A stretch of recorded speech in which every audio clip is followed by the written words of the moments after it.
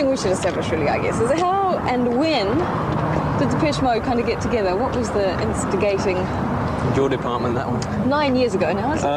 Yeah, getting on, 9 years this spring. And we first formed, it was 1980. And there was actually, I think that's when Vince was in the band. There was Vince Clarke, Martin, Fletch and myself. Actually, they formed before that. They'd been going before that, before I joined. They didn't ever sing, really, so they came looking and found me. And then we sort of went on. Vince was only with the band for a short while, really. We were gigging for about a year, just doing general sort of clubs and stuff. And then we made our first album, Speak and Spell, which was very successful. And then Vince decided he'd had enough, really, and he just got fed up with the whole thing, sort of interviews and stuff and touring and everything. He just really enjoyed being in the studio, wanted to spend some time in the studio, and he didn't have the time to do that because we were busy sort of doing a lot of promotion. So he decided to opt out, and that's when Alan came along. Right. The main thing that really happened was that it allowed Martin to come forward as a songwriter. And before that, he'd been very lazy and allowed Vince to do all the writing. So really, once Martin started writing the songs, the whole kind of feel of the group changed quite a lot, and the direction of the songs and everything. And it became almost a completely different band, really, didn't it? Yeah, I mean, it was. I mean, first thing, obviously, people said was that the band, losing their major songwriter, the band's got to be finished, That was sort of what was said by the journalists and stuff. But we never actually thought that at all. We always... we never thought, Vince has left now, we've got to stop. We were lucky enough to have 2 songwriters in the band. It was just that Martin hadn't really come out of his shell, as Alan said, And he came forward and now has become a very strong songwriter. There was a time sort of in the last 10 years where electro, techno music sort of became very popular, and then the guitar bands really came in and there was a sort of a backlash. Did you feel that strongly? Did you ever think, Well, we've never really been aware of that sort of thing, We do what we do and we use the instrumentation that we use. We're not really swayed by what's in fashion, if you like, We just, that's what we do, That's what we do. That's what we do. I mean, you can't cater for trend, otherwise, you don't know, you end up going around in circles. We would have been finished a long while ago if we tried to sort of jump on bandwagons and just play the kind of music that was fashionable at that time. Depeche Mode have got a very unique sound, and it's something we're very proud of. What's the appeal of the sort of the technology and the equipment? Is that sort of part of it? Playing with the toys sort of thing. No, the main thing about it is that it just allows you more possibilities, and the choice for sound can enable you to sort of pinpoint more accurately the kind of atmosphere you're trying to create with the song. And so to us, it's a whole exploration thing, a lot of trial and error involved, and it can be quite fun, looking for new sounds, sampling, sampling can be good fun. And these are the sort of places that we're walking around in now where we might go to look for sounds, building sites, things like that. We often spend time before an album or at the beginning of an album when we're first sort of getting our sounds together, going around these sort of places looking for sounds, and there's things all around you that you can use. I mean, you don't have a particular idea. You might not say, well, look, let's go and smash this bottle against this wall. It's going to make a great sound for this song. You just build up a big library of sounds, and then when you're in the studio and you're looking for a certain type of sound to fit an atmosphere, you look through your library sort of thing and play the sounds, and then you find something, you think, great, that's going to work in this part of the song, Let's talk about videos. I mean, they're obviously a really important part of the band's image. You play live heaps of times, so everyone who goes can see the image that you have on stage, but the videos is a different sort of thing. Were you always into sort of the image that the videos get across? Well, no, not. I mean, it's something that we've taken more control over, basically, over the last sort of 5 years, I would say, that we've taken a lot more control over it. Yeah, I mean, it's very difficult to know what to do with a video because you're constantly having to make them, for every record you release in order to compete and get yourself shown around the world. So sometimes it doesn't really come naturally to you to think of a visual idea to go with your music, So what we really try and do is just try and work with people that we admire, people that we think are very good in their area. People like Corbyn, you know, who've been working with a lot. And then let them think about it, and we'll contribute to those ideas as well. And hopefully between us come up with something that's interesting, a bit different, and has some kind of depth to it, and isn't just like some superficial kind of advert. It's kind of like when you come to the end of making a record, you know, you spend months in the studio perfecting your piece of music, and then it's a bit of a chore. You're drained of all your energy, and it's like a real chore, really, to then be told by the record company that now you've got to make a video for this. You know, it's like you feel that you've completed your work, and now you've got to move. Suddenly, you know, people, rock stars, pop stars, whatever you want to call them, have suddenly got to become actors as well. You know, in some cases, and most rock stars, pop stars aren't good actors. You know, and so we try to do things in a different way and make things a bit more. What we have done in the past in the videos have been a lot more surreal. And especially with Anton, you know, things. I mean, there was a bit of acting going on there, but it was supposed to be quite tongue-in-cheek, you know, and not serious acting. You know, there's too many of these videos that they're far too blatant and far too. It's obviously people put in a situation they don't want to be in, and sometimes it looks incredibly uncomfortable, and it's something that we just don't do anymore. We won't do. So, did you say to someone like Anton, "Hey, we've got some songs. We'd like you to help us with a video for this song, come up with something." Yeah. So the black and white sort of thing that was used a lot in his videos was his thing? Well, that's Anton. Yeah. I mean, he prefers to work in black and white, whether he's taking photographs or making films. And with us, we liked that idea anyway. We felt there was a good medium to work in anyway, so... They worked really well. I just wondered if the sort of somberness of it was all to do with him, or whether it was... you know, a lot of people said that, you know... I don't think his... we wasn't aware of that. I don't think his films are sombre, anyway. No. Maybe the music is, at times. But I think there's a lot of humour in what Anton does. I mean, that's the good thing about working with Anton, for instance, is that it's not a huge crew. It's very much like what we're doing here. Anton's basically filming you, and there's a sound guy, and that's it, and the producer, and that's it. And so you can just get in the car and you go anywhere, and you look for scenes and places where you feel it'll work, and you just get out and film, and that's how filmmaking should be. Your motion picture debut.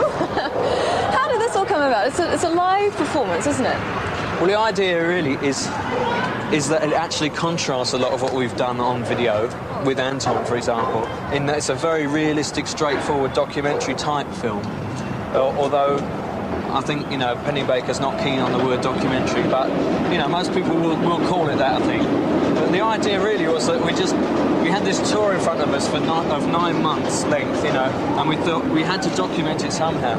And so the obvious thing to do is to do a live record and a film, so that's what we did. On the other hand, we didn't want to resort to all the cliches of that type of film. So we really had to find the right person to make it, which is where Penny Baker came in, you know. I think in the end you get...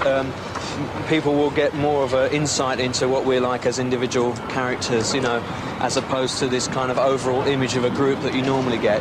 So from that point of view, it might change people's ideas a bit about who we are as people. It's very real and it's very natural. It's what Alan said earlier about being the total opposite, really, of the film that we made, Strange, which we made with Anton Corbijn. You know, in 101, we're seen as we are, as real people, and we're very honest about everything. And we try everything in the film, we're trying to be as honest about everything. The money that's involved, the production that's involved, we don't hide anything. You know, there's like, and that's how we wanted it to be. Too many of these films they're staged and they're set and that's it. It's the band on stage, very nice, but that's it. You know. If anyone's able to make that film, it's Penny Baker, because he pioneered the art of the rock documentary. And also, the other idea that we had was to try and sort of relate what we're doing to the 80s, and also the people that come and see us, how they, you know, relate to the 80s and why it is they like our music and all that. So, again, he's kind of the perfect person to do that, because he could have a totally outside perspective, having been involved in a lot of the major people in the pop business in the 60s, you know, to then come and make a film in the 80s about it. He could very much, you know, see it in the right perspective, and he had no preconceptions about how to make a film like this now, and also about who we were now, you know. So a lot of advantages in using him, I think. I want to know if the difference in perception between the British public's view of you and the American public's view is to do with like a prophet not being welcome in his own home, or whether it's just something to do with a problem with the fans in Britain. Or well, no, I mean, there isn't a problem with the fans in Britain. We have a very hardcore following and always have had. One of the main problems, I think, is the fact that we've sustained success in Britain for nearly 10 years now. That's a long while to be successful in one country. You know, that's where we began, and so there's a lot more focus on us always. And it's a smaller country, and nothing gets hidden. And in the early days, we made a lot of mistakes, not musically, but just in the things that we would do and the way we portrayed ourselves. It wasn't really us. We were pushing too hard and too keen to sort of get on and be successful, and not really thinking about how we were coming across, you know, in doing these things, interviews, tons of interviews, TVs. We've done anything that came along. And I think we've had a chance to realise that mistake, and in Europe and the rest of the world, America and everything, we've been able to put ourselves across the way we want to, you know, from day one, because we've... And really, the press haven't really forgiven us, you know, in Britain for that, you know, so they're starting to now. I think we're becoming, the press are becoming a lot more friendly to us. In saying that, we haven't had that much bad press, you know. It's just not been that favourable. Why do you think the pop label has stuck to Depeche Mode in Britain as musical, perhaps not anywhere else? Well, you know, pop's always been a dirty word. That's the problem, you know. We don't feel it is a dirty word, you know. So you don't mind? We don't mind that. No, band? not as a pop band. I mean, in America you get called a rock band more because you just grouped in as it's in some ways it's more favourable for you to be grouped in than be called a rock band in America. You know, a lot more doors are open for you if you like. You know. Well, I think Martin writes very much in a pop style, you know. He restricts his songs nearly always to 3 or 4 minutes length, and they always consist of verse, chorus, middle eight, and, you know, intro and end, you know. So, as I say, right, and a lot of the music he listens to is very much 60s pop music, along with other things he likes, you know. And he writes in a traditional way on an acoustic guitar, so there's always going to be that very melodic pop side to what we do. What do you think of the idea that, you know, the American club scene is saying that you guys were influential in the start of, you know, Chicago House and all this sort of stuff? Were you conscious or aware that Oh, this no, we was weren't happening? aware at all, but we find it very flattering.